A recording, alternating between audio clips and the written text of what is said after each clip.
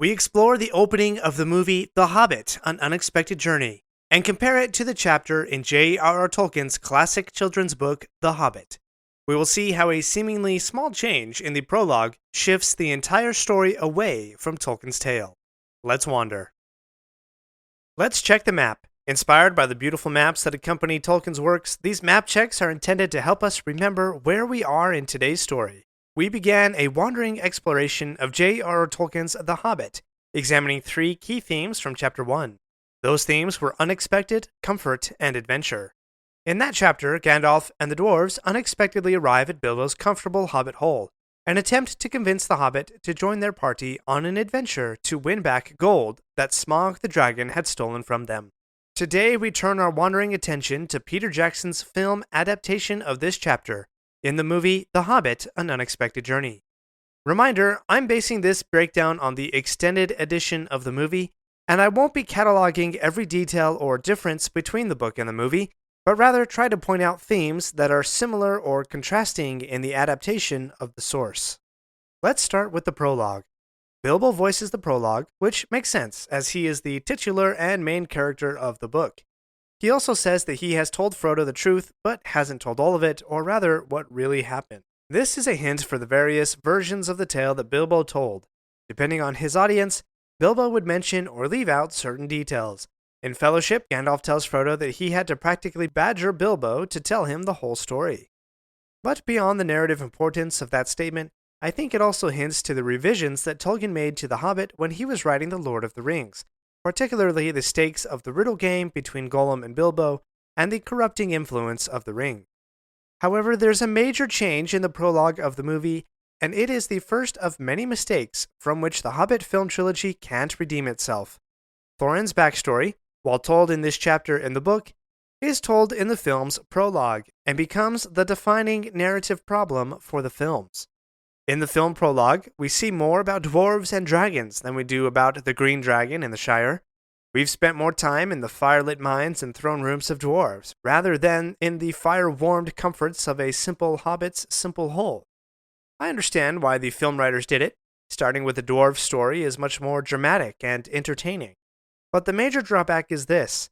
The story of the movie has shifted from a hobbit's unexpected adventure to a dwarf's revenge quest. In fact, while the word adventure is mentioned several times in the book, it can't be heard in this portion of the film, being actually replaced by the word quest. The film prologue sets up the major plot device of the Arkenstone, whereas in the book, that's not even mentioned until several chapters in, almost as if it was an afterthought that occurred to Tolkien when he realized he needed a way for Bilbo to leave Thorin and convince the alliance of Laketown men and Mirkwood elves to trust the Hobbit. The prologue also introduces a character who doesn't even have a name in the Hobbit books, Thranduil, king of the woodland elves. The scene portrays a beautiful necklace, which the dwarves jealously withhold from the elves. Bilbo gives some explanation to what both sides say. That necklace, while not mentioned in The Hobbit, is reminiscent of an ancient necklace from the First Age of Middle-earth, the Naglamir, which the elf king Thingol hired dwarves to create and fashion so that it could hold the one Silmaril that Beren and Luthien had reclaimed from Morgoth. Thingol was prideful, the dwarves slew him, and what followed were several battles between elves and dwarves, and one of the reasons why Celeborn, kinsman of Thingol and husband of Galadriel, detests dwarves so much. If your head is spinning with all those names, I don't blame you. That's a lot of lore packed into a shiny necklace. Go back and listen to episodes 24 and 28 for a refresher on those stories. We also see Thorin's grandfather, Thror, and his love of gold that caused a sickness in the mine. This sickness, while not mentioned in The Hobbit, does have some grounding in Tolkien's lore when we look at the 7 rings of power that were given to the dwarves. In the appendix to Return of the King, we learn that the ring which was passed to Thorin's grandfather is believed to be one of the 7, and was given to the dwarves by the elves, quote, and not by Sauron, though doubtless his evil power was on it. The rings had little power over the dwarves, for they were a most hardy and resilient people. However, quote, the only power over them that the rings wielded was to inflame their hearts with greed of gold and precious things. So the rings would only magnify the already greedy and jealous impulses that lived in the dwarves' hearts, hence why Thror would have a sickness of the mind for his gold. Another change the prologue makes. In the book, Thorin says he was adventuring far away from the mountain when Smaug attacked. However, in the film, Thorin is at the mountain. I see the value of this change. It makes Thorin's revenge story even more personal and intimate, knowing that he personally faced the dragon and pulled his grandfather from the rush of gold, rather than watching helplessly from far away. But it also creates a plot hole. Thror and Thrain escape through the front door, not a secret side door found with a secret map and opened by a secret key. That change somewhat lessens the reveal when Gandalf gives Thorin the key. And the last bit of the prologue, I think, is actually a really nice touch. We see a young Bilbo, as a child, who plays with Gandalf, while Gandalf is shooting off his legendary fireworks. It works well, because the fireworks are the one thing that 50-year-old Bilbo will remember about Gandalf, and visually establishes a friendship between the wizard and the hobbit. Although this question just occurred to me, if Gandalf was a wandering wizard, when did he have time to make fireworks, and where did he make them, for that matter? And why do we only see or hear mention of Gandalf's fireworks while in the Shire? Wouldn't that have been a cool scene as the White Rider is racing out to rescue the cavalry of Faramir from the Nazgul if he shot off a firework that blinded the Nazgul or something? A missed opportunity, I think. Finally, 10 minutes in, we get the opening line, quote, "In a hole in the ground there lived a hobbit."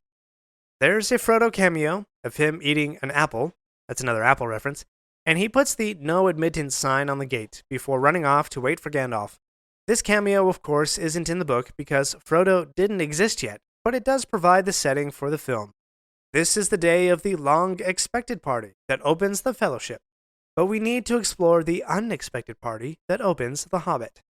The introduction scene between Gandalf and Bilbo is just as witty and enjoyable to watch as it is to read, although in a striking omission, Bilbo doesn't fluster about an invitation to tea for Gandalf. Gandalf does leave a mark on the door.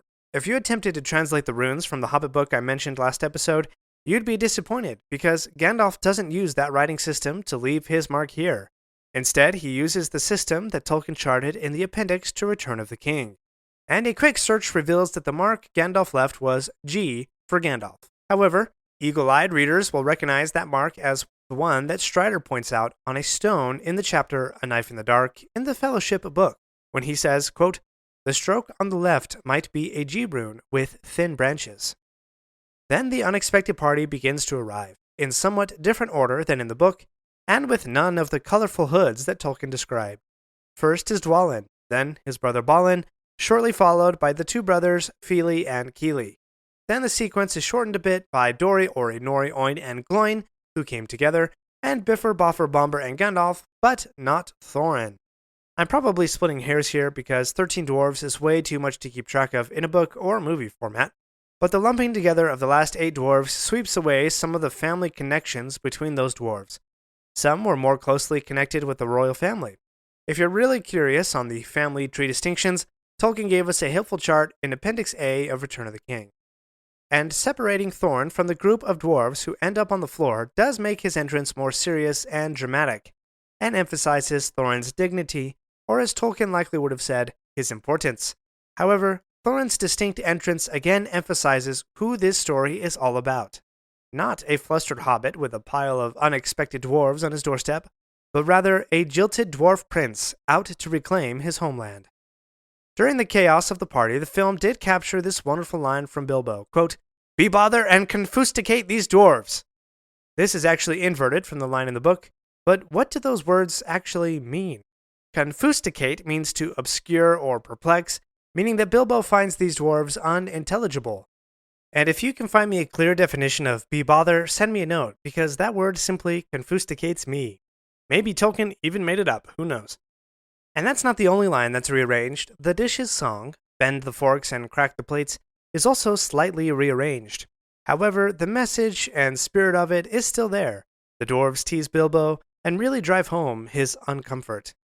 We have one more change to explore, but we'll get to that right after this break. We're not done yet. If you like this episode, please leave a review and share with your friends. And remember to subscribe if you haven't already. We'll be right back.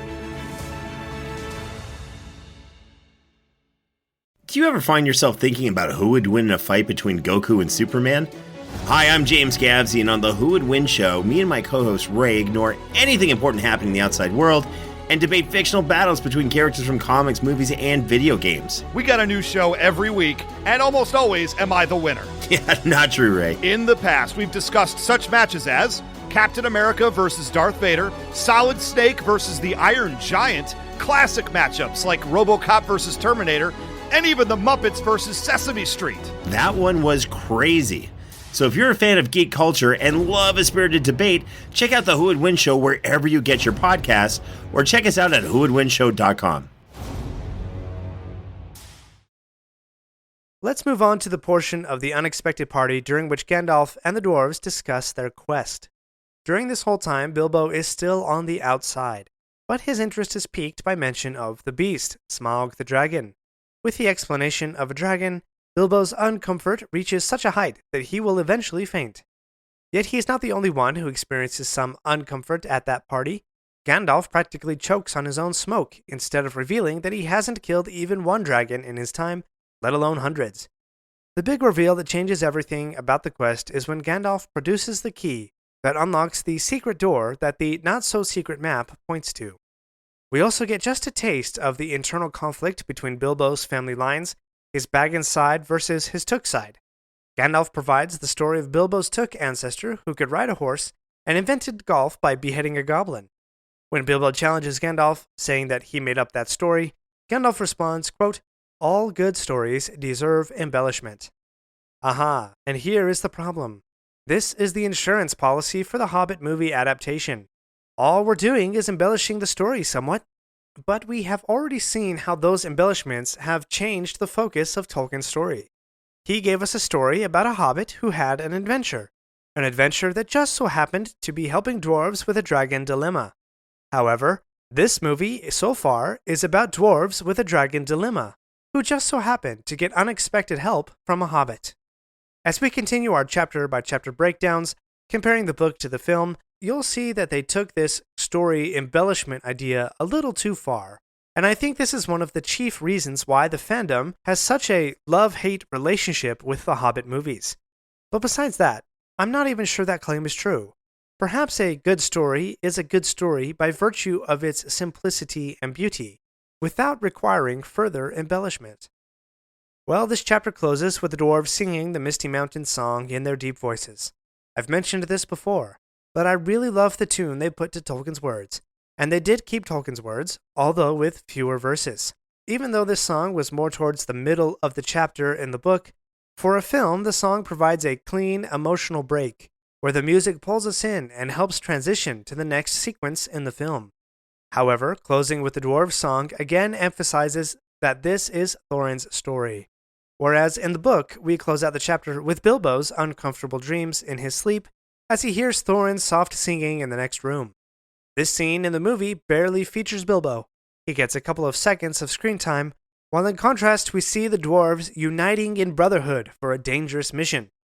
So again, perhaps redundantly, the message here is this. This movie is about dwarves reclaiming their homeland with the help of a simple hobbit. Not about a hobbit who has an adventure and does unexpected things. And that subtle shift in focus will have dire consequences as we go forward. Join me next time, where we will explore Chapter 2 of The Hobbit, Roast Mutton, and meet 3 trolls named William, Bert, and Tom. Thanks for wandering Middle-earth with me today.